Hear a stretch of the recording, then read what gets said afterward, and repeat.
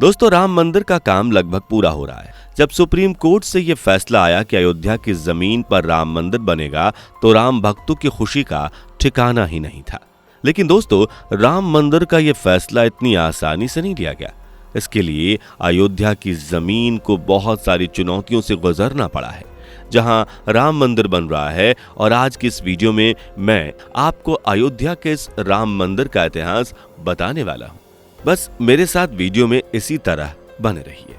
दोस्तों, अयोध्या को भगवान राम के पूर्वज वैवस्वत के बेटे वैवस्वत मनु ने बसाया था और तभी से इस शहर पर सूर्यवंशी राजाओं का राज महाभारत काल तक चलता रहा और यहीं पर दशरथ के महल में प्रभु श्री राम का जन्म हुआ था। कहा जाता है कि भगवान राम के जल समाधि लेने के बाद अयोध्या कुछ समय के लिए बिखर गई थी, लेकिन उनकी जन्मभूमि पर बना महल वैसा का वैसा ही था। भगवान राम के बाद उनके बेटे कुश ने एक बार फिर से अयोध्या का निर्माण करवाया। इसके बाद सूर्यवंश की 44 पीढ़ियों ने यहाँ राज किया और आखिर राजा थे महाराज बृहदबल, जिनकी मृत्यु महाभारत काल में अभिमन्यु के हाथे हुई थी और उसके बाद अयोध्या बिखर गई। पुराण की कथाओं के मुताबिक कौशल राज्य वृद्धवहल की मृत्यु के बाद यह उल्लेख मिलता है कि ईसा के लगभग 100 वर्ष पूर्व उज्जैन के चक्रवर्ती सम्राट विक्रमादित्य एक दिन शिकार करते करते अयोध्या जा पहुंचे। थकान के कारण वो अयोध्या में सरयू नदी के किनारे आम के पेड़ के नीचे विश्राम करने लगे। उस समय वहां पर काफी घना जंगल हुआ करता था। कथाओं के अनुसार महाराजा विक्रमादित्य को उस जगह पर कुछ चमत्कार दिखाई दिया। फिर उन्होंने खोज करनी शुरू करी तो उन्होंने ये पता लगाया कि ये श्री राम की जन्मभूमि है, जिसके बाद सम्राट विक्रमादित्य ने यहाँ एक बड़े मंदिर के साथ साथ तालाब, कुएं और महल बनवाए। कहा जाता है कि उन्होंने अयोध्या में काले रंग के कसौटी पत्थर वाले 84 खंबे पर एक बड़े मंदिर का निर्माण करवाया था, जो कि एक बहुत खूबसूरत मंदिर था। उसके बाद 11वीं सदी में कन्नौज के राजा जयचंद आए और उसने मंदिर पर सम्राट विक्रमादित्य के इंस्क्रिप्शन को उखाड़कर अपना नाम लिखवा दिया। हालांकि पानीपत के युद्ध के बाद जयचंद का भी अंत हो गया। फिर मुगलों का भारत पर आक्रमण बन गया और उन्होंने काशी, मथुरा के साथ ही अयोध्या में भी खूब लूटपाट करी और पुजारी की हत्या कर मंदिर को तोड़ दिया। उन्होंने पूरे देश में मूर्तियों को तोड़कर मंदिरों को उजाड़ा। हालांकि पूरे भारत में मंदिरों को उजाड़ा जा रहा था, लेकिन अयोध्या में राम मंदिर की 14वीं सदी तक ये बचा रहा।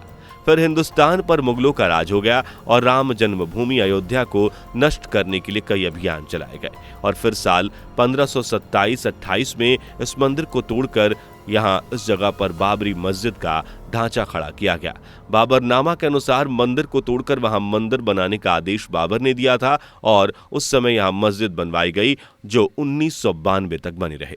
अयोध्या में बनाई गई मस्जिद में खुदे संदेश से इसका पूरा संकेत मिलता है, जिससे एक पर तो ये लिखा हुआ है कि जन्नत तक जिसके न्याय के चर्चे हैं, ऐसे महान शासक बाबर के आदेश पर दयालु मीर बकी ने फरिश्तों की तरह इस जगह को मुकम्मल रूप दिया है। बाबरी मस्जिद में 3 गुंबद थे और हिंदू धर्म के मुताबिक इन गुंबदों के नीचे ही भगवान राम का जन्म स्थान है। साल 1853 में इस मंदिर को लेकर हिंदू मुस्लिम के बीच सांप्रदायिक दंगे हुए और इस जगह को लेकर विवाद छिड़ने लगा, जो अंग्रेजों ने भांप लिया था। और फिर 1859 में अंग्रेजी सरकार ने विवादित जगह के आसपास बाड़ लगा दी। मुसलमानों को ढांचे के अंदर और हिंदुओं को बाहर चबूतरे पर पूजा करने की इजाजत दी गई। फिर साल 1885 में महंत रघुबर दास ने अदालत से मांग करी कि चबूतरे पर राम मंदिर बनाने की इजाजत दी जाए और ये मांग खारिज हो गई। लेकिन फिर आता है साल 1949, क्योंकि यही वो साल है जब भगवान राम की मूर्तियां मस्जिद में पाई गई। हिंदुओं का कहना था कि भगवान राम प्रकट हुए, जबकि मुसलमानों ने आरोप लगाया कि किसी ने रात में चुपचाप मूर्तियों को वहां रख दिया। हालांकि उस समय उत्तर प्रदेश सरकार ने मूर्तियों को हटाने का आदेश दिया, लेकिन जिला मजिस्ट्रेट के नायर ने दंगों और हिंदुओं की भावनाओं को भड़काने के डर से इस आदेश को पूरा करने की मुश्किल जाहिर करी। तब जाकर सरकार ने इसे विवादित ढांचा मानकर इस पर ताला लगवा दिया और फिर साल 1959 में निर्मोही अखाड़ा ने अर्जी दाखिल की और साल 1961 में यूपी सुन्नी बोर्ड ने भी अर्जी दाखिल करके विवादित जगह की पोजीशन पर मूर्ति हटाने की मांग करी।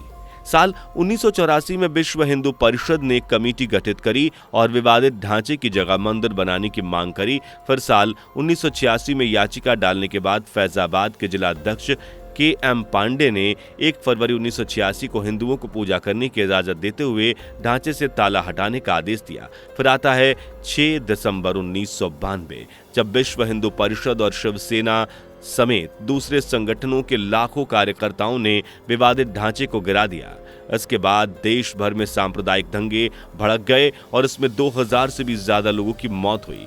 दोस्तों, जब विवादित जगह का मस्जिद गिराया जा रहा था तो उस समय हर आदमी पूरे जोश में था और जय श्री राम के नारे लगा रहे थे और इसी के साथ विवादित जगह पर बने बाबरी मस्जिद को गिरा दिया गया। फिर इलाहाबाद कोर्ट ने अपने अगले फैसले में विवादित स्थल को सुन्नी वक्फ बोर्ड, रामलला विराजमान और निर्मोही अखाड़ा के बीच 3 बराबर हिस्सों में बांटने का आदेश दिया। और फिर साल 2011 में सुप्रीम कोर्ट ने अयोध्या विवाद पर इलाहाबाद कोर्ट के फैसले पर रोक लगा दी। साल 2017 में सुप्रीम कोर्ट ने आउट ऑफ कोर्ट सेटलमेंट का आह्वान किया। तब तक कोर्ट का कोई निश्चित फैसला नहीं आया था, लेकिन फिर 8 मार्च 2019 को सुप्रीम कोर्ट के मामले को मेडिएशन के लिए भेजा गया और फिर 1 अगस्त 2019 को मेडिएशन पैनल ने रिपोर्ट तैयार करी, लेकिन उनकी रिपोर्ट से भी कोई सटीक फैसला नहीं था। इसके बाद 6 अगस्त 2019 को सुप्रीम कोर्ट ने अयोध्या मामले की रोजाना सुनवाई शुरू करी और 16 अक्टूबर 2019 को अयोध्या मामले की सुनवाई पूरी हुई और सुप्रीम कोर्ट ने फैसला रिजर्व रखा। और इन सब मुश्किलों के बाद आता है वो दिन जब भारत के इतिहास में हमेशा के लिए दर्ज हो जाता है। 9 नवंबर 2019 को सुप्रीम कोर्ट के चीफ जस्टिस रंजन गोगोई की अध्यक्षता में यह फैसला सुनाया गया कि अयोध्या की 2.77 एकड़ की पूरी विवादित जमीन राम मंदिर निर्माण के लिए दे दी जाएगी और मस्जिद के लिए अलग से 5 एकड़ जमीन मुहैया कराने का आदेश दिया गया। और इस तरह इतने सालों की कानूनी जंग के बाद अयोध्या में राम मंदिर बनने की शुरुआत हुई, जो अब कुछ ही समय में बनकर तैयार हो जाएगा। तो दोस्तों, ये था राम मंदिर का पूरा सच, जिस पर आपका क्या कहना है कमेंट में जरूर बताएं और इस तरह की वीडियोस को देखते रहने के लिए चैनल को सब्सक्राइब करना ना भूलें। धन्यवाद। दोस्तों, आपको स्क्रीन पर 2 और वीडियोस दिखाई दे रही हैं, जिसे देखने के लिए स्क्रीन पर क्लिक करें।